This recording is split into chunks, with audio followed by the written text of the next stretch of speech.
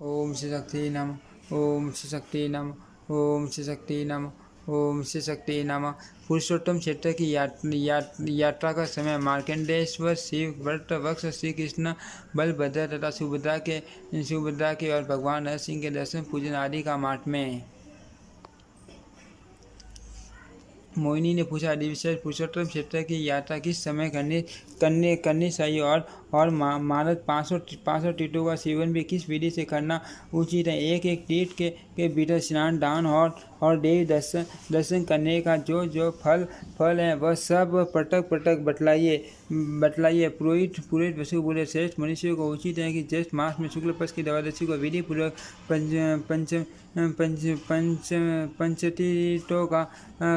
तीर्थों का सेवन करके श्री पुरुषोत्तम का दर्शन करे। जो ज्येष्ठ द्वादशी को अविनाशी देवता भगवान पुरुषोत्तम का दर्शन करते हैं वे विष्णु लोक में पहुंचकर वहाँ से कभी लौटकर वापस नहीं आते। मोहिनी अर्थ ज्येष्ठ में प्रयत्नपूर्वक पुरुषोत्तम क्षेत्र की यात्रा करनी चाहिए और वहाँ पंच तीर्थ सेवन पूजन से पुरुषोत्तम का दर्शन करना चाहिए। जो अत्यंत दूर होने पर भी प्रतिदिन प्रसन्नचित हो भगवान पुरुषोत्तम का चिंतन करता है अथवा जो श्राद्ध पूर्वक एकादशी हो पुरुषोत्तम क्षेत्र में भगवान श्री कृष्ण के दर्शनार्थ यात्रा करता है वह सब पापों से मुक्त हो भगवान विष्णु के लोक में जाता है। जो दूर से भगवान पुरुषोत्तम के प्रसाद शिखर पर स्थित अनिल चक्र का दर्शन करके उसे भक्तिपूर्वक प्रणाम करता है वह सब पाप से मुक्त हो जाता है। मोहिनी हब में पंच तीर्थों के सेवन की विधि बतलाता हो, सुनो।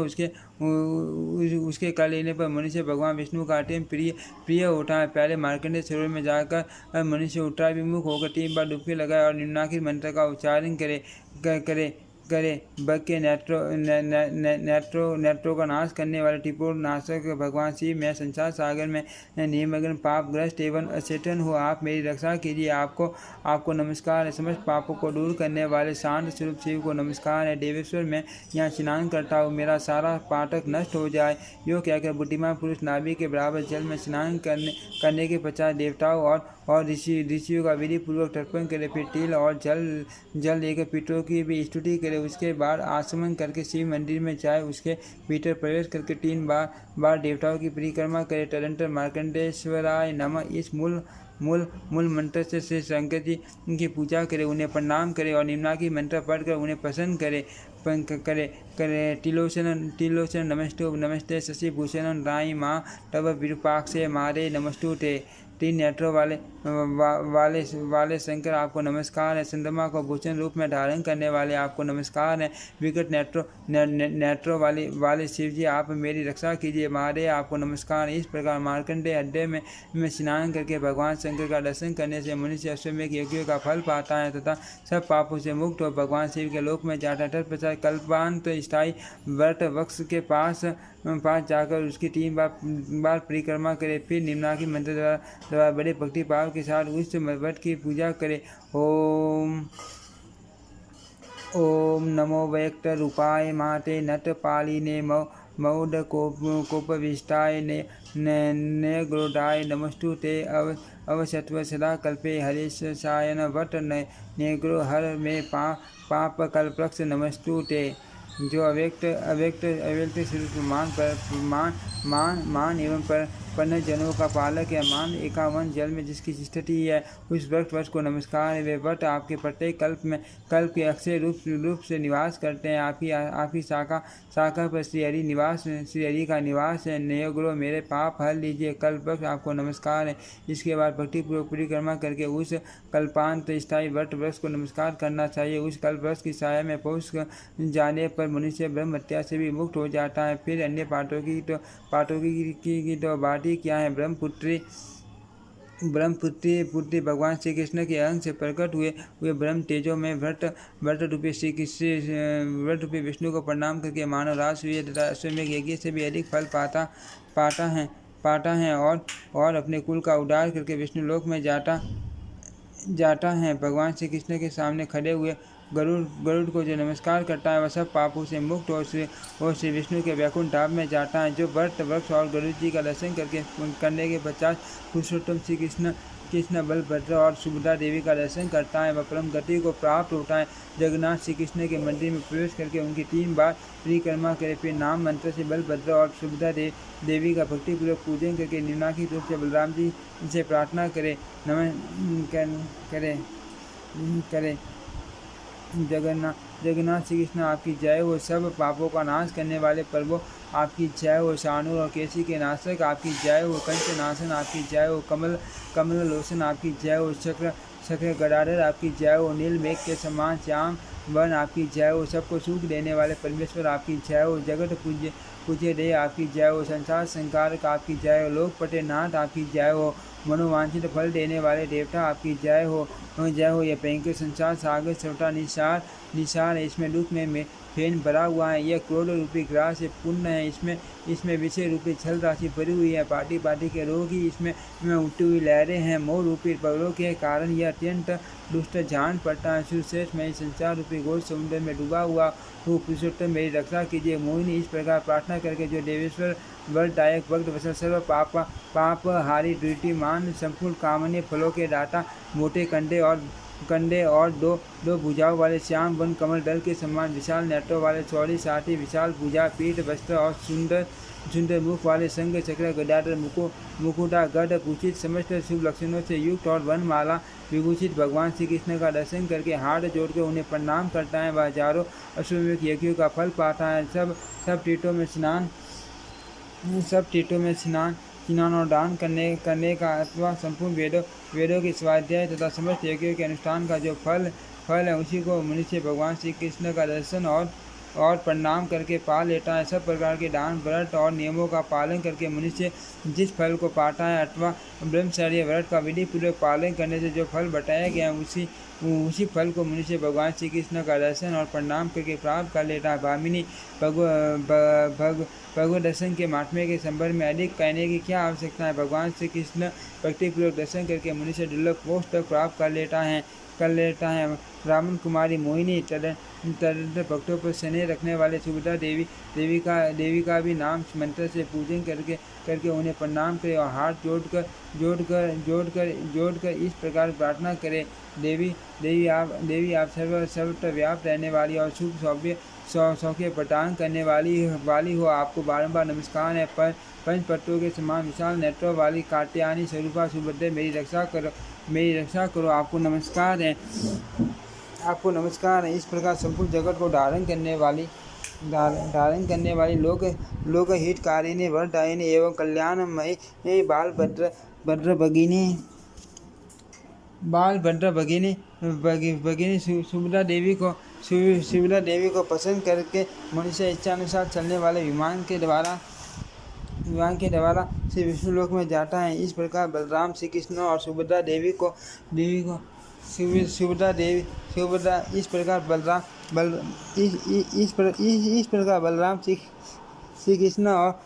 कृष्ण और सुभद्रा देवी को प्रणाम करके भगवान के मंदिर से बाहर निकले। उस समय मनुष्य करते हो जाता है। तत्पश्चात जगन्नाथ जी के मंदिर को प्रणाम करके एकाग्रचित उस स्थान पर जाए जहाँ भगवान विष्णु की इंद्र नीलमय प्रतिमा बालू के भीतर छिपी है। वहाँ अदृश्य रूप से स्थित भगवान पुरुषोत्तम को प्रणाम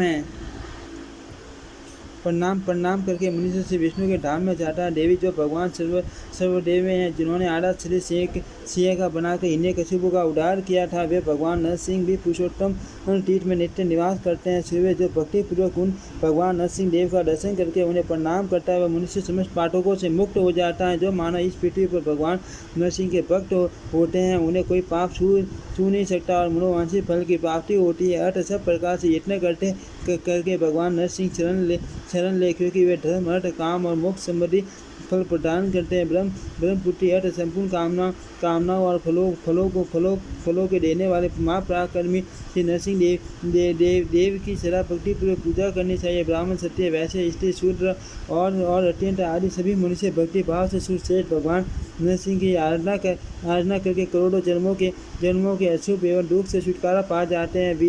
विधि नंदिनी में अजित अप्रमेय तथा भोग और भोग प्रदान करने वाले भगवान नरसिंह का प्रभाव बतलाता और सुनो सुनते उनके समस्त गुणों का वर्णन कौन कर सकता है। मैं भी श्री नरसिंह देव के गुणों का संक्षेप से वर्णन करूंगा। इस श्लोक में जो कोई दैवी अथवा मानसिक सिद्धियाँ सुनी जाती है वे सब भगवान नरसिंह के प्रसाद से सिद्ध होती है। भगवान नरसिंह देव के कृपा प्रसाद से स्वर्ग, मर्त्य लोक, पाताल, अंतरिक्ष, जल, असुर लोक तथा पर्वत इन सब स्थानों में मनुष्य की अपार गति होती है। सुबह के इस संपूर्ण चराचर जगत में कोई भी ऐसी वस्तु नहीं है जो भक्तों पर निरंतर कृपा करने वाले भगवान नरसिंह के लिए असाध्य हो। अब मैं श्री नरसिंह देव के पूजन की विधि बतलाता हूँ जो भक्तों के लिए उपकारक है, जिससे वे भगवान नरसिंह प्रसन्न होते हैं। भगवान नरसिंह का यथार्थ तत्व देवताओं और असुरों को भी ज्ञात नहीं है। उत्तम साधक को चाहिए कि साग, जौ की लपसी, मूल, फल, खली अथवा सत्तू से भोजन की आवश्यकता पूरी करे अथवा भद्र दूध पीकर दही, घास, फूस या कॉफी न मात्र वस्त्र से अपने शरीर को ढक ले। इंद्रियों को वश में करके भगवान नरसिंह के ध्यान में तत्पर रहे। वन में एकांत प्रदेश में, नदी के संगम या पर्वत पर सीधे क्षेत्र में, ऊंचेर में तथा भगवान नरसिंह के आश्रम में जाकर अथवा जहाँ कहीं भी स्वयं भगवान नरसिंह की स्थापना करके जो विधि पूर्वक उनकी पूजा करता है, देवी वह उप पाठक की हो या माँ पाठक की उन समस्त पाठकों से वह साधक मुक्त हो जाता है। माँ नरसिंह जी की परिक्रमा करके उनकी गंध, पुष्प, धूप आदि सामग्री द्वारा पूजा करनी चाहिए। तत्पश्चात धरती पर मस्तक टेक कर भगवान को प्रणाम करें और कपूर एवं चंदन लगे हुए चमेली के फूल भगवान नरसिंह के मस्तक पर चढ़ावे। इससे सिद्धि प्राप्त होती है। भगवान नरसिंह किसी भी कार्य में कभी प्रतीत नहीं होते। नरसिंह कवच का एक बार जप करने से मनुष्य आग की लपट द्वारा संपूर्ण उपद्रवों का नाश कर सकता है। 3 बार जप करने पर वह दिव्य कवच से दैत्य और दानवों से रक्षा करता है। 3 बार जप करके सिद्ध किया हुआ कवच भूत, पिशाच, राक्षस, अन्य लुटेरे तथा देवताओं और असुरों के लिए भी ये अभेद्य होता है।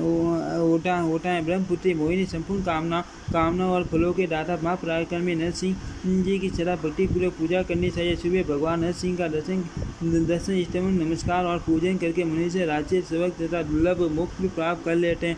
भगवान नरसिंह का दर्शन करके मनुष्य को मनोवांछित फल की प्राप्ति होती है तथा वह सब पापों से मुक्त हो भगवान विष्णु के लोक में जाता है। जो भक्तिपूर्वक नरसिंह रूपधारी भगवान का एक बार भी दर्शन कर लेता है वह मन, वाणी और शरीर द्वारा होने वाले संपूर्ण पाठकों से मुक्त हो जाता है। दुर्गम संकट में चोर और व्याघ्र आदि की पीड़ा उपस्थित होने पर, दुर्गम प्रदेश में प्राण संकट के समय विष, अग्नि और जल से भय होने पर, राजा आदि से भय प्राप्त होने पर, घोर संग्राम में और गर्भ तथा रोग आदि की पीड़ा प्राप्त होने पर जो पुरुष भगवान नरसिंह का स्मरण करता है वह संकट से छूट जाता है। जैसे सूर्योदय होने पर भारी अंधकार नष्ट हो जाता है, उसी प्रकार भगवान नरसिंह का दर्शन होने पर सब प्रकार के उपद्रव मिट जाते हैं। भगवान नरसिंह के प्रसन्न होने पर गुटी का अंजन, पाताल प्रवेश, पैरों में लगाने योग्य दिव्य लेप, दिव्य रसायन तथा अन्य मनोवांछित पदार्थ भी मनुष्य प्राप्त कर लेता है। मानव जिन कामनाओं को चिंतन करते हुए भगवान नरसिंह का भजन करता है